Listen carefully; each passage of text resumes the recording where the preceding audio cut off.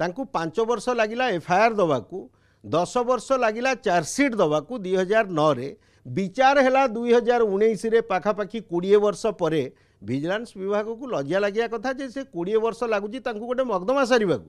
ओएचआरडीसी मामला रे विधायक मोहम्मद मुकिम को बड़ा आश्वस्ति मिली सुप्रीमकोर्ट रु तेबे मामलाटी कौन थिला एवं सुप्रीमकोर्ट ठारू कौन आश्वस्ति मिलला ये संक्रांत में अधिक आलोचना करबा। पीताम्बर आचार्य वरिष्ठ आईनजीवी आम सहित जोड़ी होती प्रथम ओटीपी को स्वागत करुछि। तो मामला को लेकिन सुप्रीमकोर्ट कौन आश्वस्ति देछंती?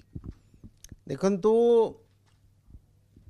वरिष्ठ कांग्रेस नेता तथा कटक बारवाटी विधायक मोहम्मद मकीम को तरफरु जो सुप्रीम कोर्ट रे एसएलपी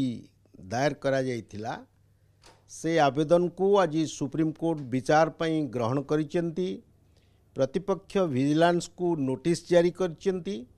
एवं तांकर जो सेंटेंस अर्थात जो 3 वर्ष दंडादेश तांको निम्न अदालत प्रदान करथिले एवं हाईकोर्ट ताकू मध्य कायम रखिथिले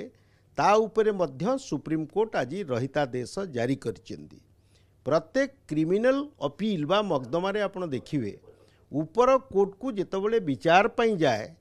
कोर्ट ताकू विचार पई जेतबले ग्रहण करंती आपातत आमे जो जुक्ति आज बाढ़ीलु जे विजिलेंस जो तथ्य प्रमाण को आधार करी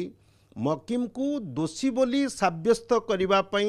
प्रमाण पत्र दाखल करथिले से सबु निर्भरयोग्य प्रमाण नुहे एवं जो दुईटी कागज को जालियाती करी लोन निया जाइछि बोली अभियोग विजिलेंस करुथिले से दुईटी जाक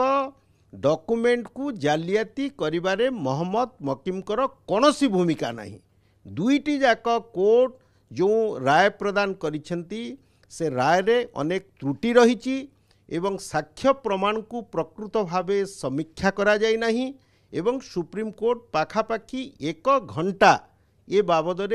जुक्ति सुनिबा परे वरिष्ठ आईनजीवी मुकुल रोहतगी वरिष्ठ आईनजीवी डॉक्टर एस मुरलीधर एवं आम मानकर जुक्ति सुनिबा परे आज सुप्रीम कोर्ट यही बड़ आश्वस्ति मकीम को प्रदान करछंती। दोषो ऊपर किछि रहितादेश देइछंती के नाही? आज्ञा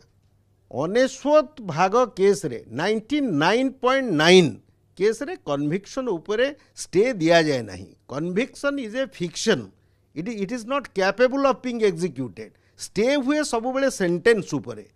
आपण माने जो कहउचंती मु सुनिली कोन विजिलेंस विभाग गोटे पत्र जारी करिछि से अपतथ्य देइचंती प्रेस आगे एसएलपी को विचार पई ग्रहण करागला ए कथा तो कहीं विजिलेंस लेखिनी। सेंटेंस उपरे रहितादेश प्रदान करागला एटा तो कहीं समान को आखि को देखा जाउन से ही ऑर्डर हुए एवं जो ऑर्डर आज सुप्रीम कोर्ट प्रदान करचंती गोटे क्रिमिनल अपील रे सेही निर्देश ही प्रदान करा जाए। कन्विक्शन ऑफ स्टे होची one of the rarest of the rare cases. 0.001% case रे कन्विक्शन उपर स्टे दिया जाए। केते गुड़िए क्षेत्र में मागंती जे आमे निर्वाचन लड़बू किए करूँ तेणु ताकू वर्तमान सुप्रीम कोर्ट विचार को नहीं नाहंती सत्य बट सेटा ऑर्डर नुहे सुप्रीम कोर्ट कन्विक्शन ऊपर जेहेतु स्टे लागला नहीं एबे मोहम्मद मुकीम कर राजनीतिक कैरियर केमती रहिबो से कोन इलेक्शन लड़ी परिबे कि न लड़ी परिबे नहीं ये गोटे समस्तंकर अपेक्षा रही नहीं नहीं कन्विक्शन कोन अनेक नेता को हेनी मु तो ना कहार नवा को चाहूनी। कन्विक्शन बहुत राजनीतिक क्षेत्र में जो माने रुहंती अनेक मकदमा सेमान को नारे थाए केतबले कन्विक्शन हुए ऊपर कोर्ट रे तो वर्तमान विचाराधीन अच्छी मुझे उपरे किसी मंतव्य दवा को उचित मन करिविनी। सुप्रीम कोर्ट जेतबले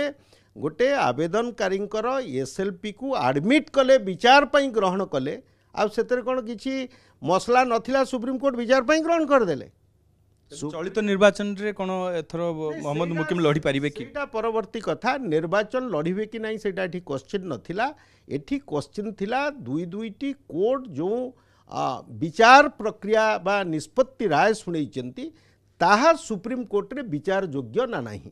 ताकू आज सुप्रीम कोर्ट ग्रहण करिचंती तांको आवेदन को रहितादेश मध्य जारी करिचंती सेंटेंस उपरे अर्थात तांको जामीन प्रदान कले पूर्ववत से जामीन रे रहिबे। एसएलपी विचार पर्यंत से जामीन रे रहिले दंडादेश सेंटेंस को ही दंडादेश कुआ जाए। Conviction is a fiction, it is not capable of being executed. Conviction कौन ता अर्थ कौन? कन्विक्शन कन्विक्शन होची गोटे stigma, it is a fiction. So conviction is stayed in rarest of the rare cases 0.001 ମୁଁ ଆପଣଙ୍କୁ କହିଲି रिपीट करूँ तो विजिलेंस रो जो आईनजीवी अच्छा सहित आम आलोचना करूँ से कहले जेहेतु कन्वेंशन उपर स्टे लगिला ना तेबे से आगो को लड़ी पारे ना राजनीति में पार्टिसिपेट करें विजिलेंस कौन राजनीति करुच्ची कि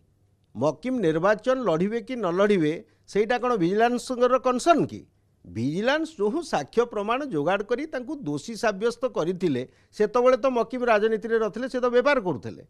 2000 ମସିହାର ଲୋନ୍ ତାଙ୍କୁ 5 ବର୍ଷ ଲାଗିଲା ଏଫଆଇଆର୍ ଦେବାକୁ 10 ବର୍ଷ ଲାଗିଲା ଚାର୍ଜସିଟ୍ ଦେବାକୁ 2009ରେ ବିଚାର ହେଲା 2019ରେ ପାଖାପାଖି 20 ବର୍ଷ ପରେ ଭିଜିଲାନ୍ସ ବିଭାଗକୁ ଲଜ୍ଜା ଲାଗିବା କଥା ଯେ ସେ 20 ବର୍ଷ ଲାଗୁଛି ତାଙ୍କୁ ଗୋଟେ ମକଦ୍ଦମା ସାରିବାକୁ